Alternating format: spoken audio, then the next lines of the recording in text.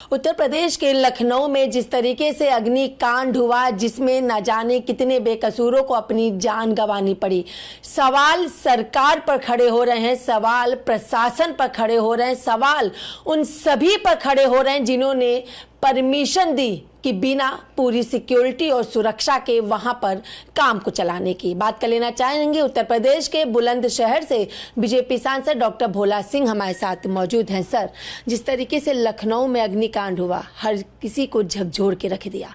छात्र वॉशरूम में बंद, कोई चिल्ला रहा है कि पापा मुझे बचा लो, यहाँ आग लग गई है, तो किसी की दम घुटने से मौत, और वो भी तस्वीर सामने आई जब तार के माध्यम से छात्र खुद को बचते हुए दिखाई दिए। क्या कहेंगे? बहुत ही दर्दनाक घटना है, और जो इस देश की युवा पीढ़ी है, हमारे बच्चे हैं, उनके साथ में ऐसा हादसा बहुत दिल दहलाने वाला है।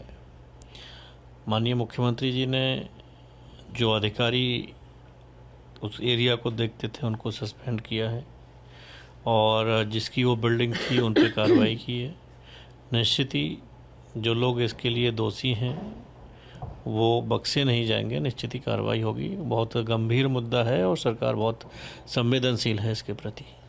भले ही गिरफ्तारी हो गई है, अधिकारियों को सस्पेंड कर दिया गया है, सूबे के मुख्यमंत्री घटनास्थल पर पहुंचे, अस्पताल पहुंचे, लोगों का हालचाल उन्होंने जाना, लेकिन ऐसे में सवाल ये खड़ा हो रहा है कि आखिर क्यों, परमिशन किसने दी, किसकी इजाजत? क्योंकि उसमें जो छात्र मरे हैं, कई ऐसे छात्र हैं जो अपने परिवार के इकलौते बेटे रहे हैं। बिल्कुल सही है। देखिए, बहुत हुआ गलत है और दर्दनाक घटना हुई है, लेकिन जिन लोगों ने भी परमिशन दी है बिना वेरिफिकेशन के, बिना फॉर्मेलिटीज पूरे किए, निश्चित ही उन पर कार्रवाई होगी। बच्चे तो वापस नहीं आ सकते, लेकिन जो दोषी उनको सजा जरूर मिलेगी। दिल्ली का मालवीय नगर का अग्निकांड अभी पूरी तरीके से शांत हुआ ही नहीं था, उसके जो घाव हैं वो भरे नहीं थे।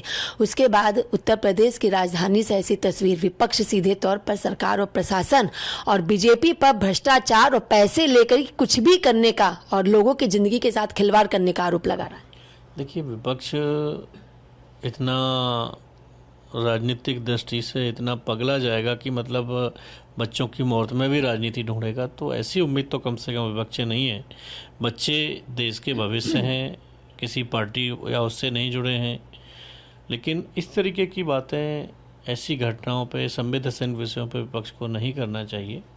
सरकार निश्चित ही जो दोषी हैं उनको बख्शेगी नहीं, उन पर जरूर कार्रवाई करेगी। क्या लग रहा है, वजह क्या लग रही है? क्या आने वाले समय में ऐसी घटना नहीं दोहराई जाएगी, या फिर अधिकारियों को सस्पेंड या गिरफ्तार करने से ही इस तरीके की घटनाओं पर रोक लग पाएगी? वजह क्या लग रही है, किस तरीके से चीजों को व्यवस्थित किया जाएगा? देखिए, वजह तो जांच के बाद ही पता लगेगा।